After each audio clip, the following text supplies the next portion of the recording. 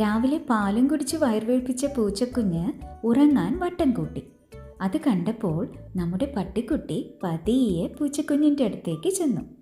അല്ല, നീ ഉറങ്ങാൻ പോവുകയാണോ? അതെ, ഞാൻ എന്നും അതാണല്ലോ ചെയ്യുന്നത്. പാൽ കുടിച്ച് വയർ നിറഞ്ഞാൽ ഞാൻ അപ്പോൾ ഉറങ്ങും. നീ കുടിക്കുന്ന ഈ പാൽ എവിടെ നിന്നാണ് വരുന്നതെന്ന് നിനക്കറിയാമോ? പിന്നെന്താ, എനിക്കറിയാമല്ലോ. എവിടെ നിന്നാണ്? വരൂ, കാണിച്ചു തരാം. പൂച്ചക്കുഞ്ഞ് വേഗം അകത്തേക്ക് നടന്നു. പുറകെ പട്ടിക്കുട്ടിയും.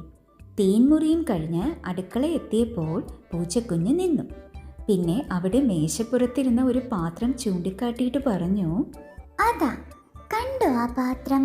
അവിടെ നിന്നാണ് എനിക്കും നിനക്കും എന്നും പാൽ വരുന്നത്. പട്ടിക്കുട്ടി നിലത്ത് കിടന്നുരുണ്ട് ചിരിച്ചു. എന്തിനാ നീ ചിരിക്കുന്നത്?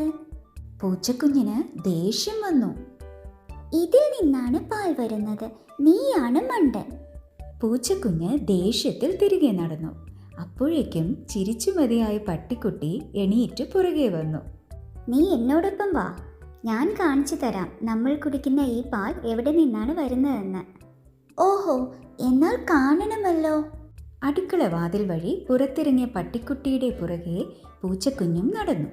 വീടിന് പുറകിലൂടെ കുറച്ചു ദൂരം നടന്നു പോയപ്പോൾ വലിയ കൊമ്പുള്ള ആട് ഒരു മരത്തണലിൽ കിടന്ന് അയവിറക്കിക്കൊണ്ടിരിക്കുന്നു. പൂച്ചക്കുഞ്ഞ് നേരെ ആടിൻ്റെ അടുത്തേക്ക് ചെന്ന് ചോദിച്ചു, ഞങ്ങൾക്ക് പാല് നീയാണോ തരുന്നത്? മറുപടി ഒന്നും പറയാതെ പൂച്ചക്കുഞ്ഞിനെയും പട്ടിക്കുട്ടിയെയും ആട് പുച്ഛഭാവത്തിൽ നോക്കി. പിന്നെ ദൂരത്തേക്ക് നോക്കി അയവിറക്കിക്കൊണ്ട് കിടന്നു. പൂച്ചക്കുഞ്ഞെ, ആട് പാല് തരും, പക്ഷെ നമുക്ക് കിട്ടുന്ന ആ പാൽ ഈ ആടിൻ്റെ പാലല്ല. വാ, കാണിച്ചു തരാം. വീട്ടിൽ നിന്നും കുറച്ചുകൂടെ ദൂരെ ആയപ്പോൾ പൂച്ചക്കുഞ്ഞിന് പേടിയായി. നമുക്ക് തിരികെ പോയാലോ? എനിക്ക് പേടിയാവുന്നു. നീ എന്തിനാണ് പേടിക്കുന്നത്? ഞാനല്ലേ കൂടെയുള്ളത്. പട്ടിക്കുട്ടി ഗൗരവത്തിൽ മുന്നോട്ട് നടന്നു. കുറച്ചുകൂടി മുന്നോട്ട് നടന്നപ്പോൾ അവിടെ അതാ ഒരു പശുത്തൊഴുത്ത്.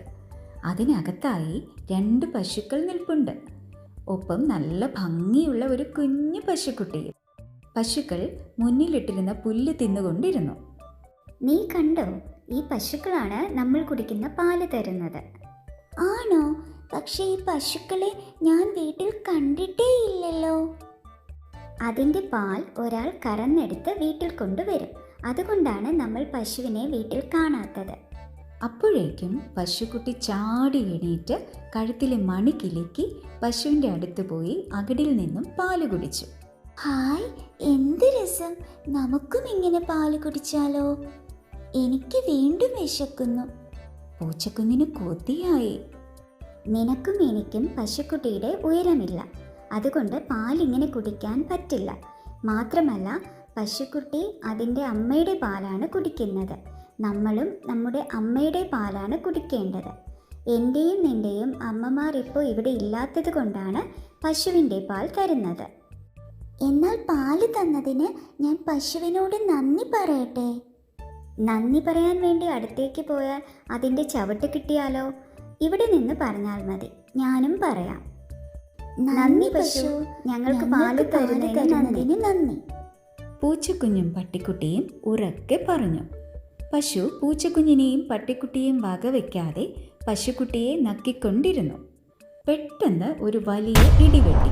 പേടിച്ചു പോയ പൂച്ചക്കുഞ്ഞും പട്ടിക്കുട്ടിയും ഒറ്റ ചാട്ടം ചാടി. പിന്നെ തിരിഞ്ഞ് അതിവേഗം വീട്ടിലേക്ക് ഓടി.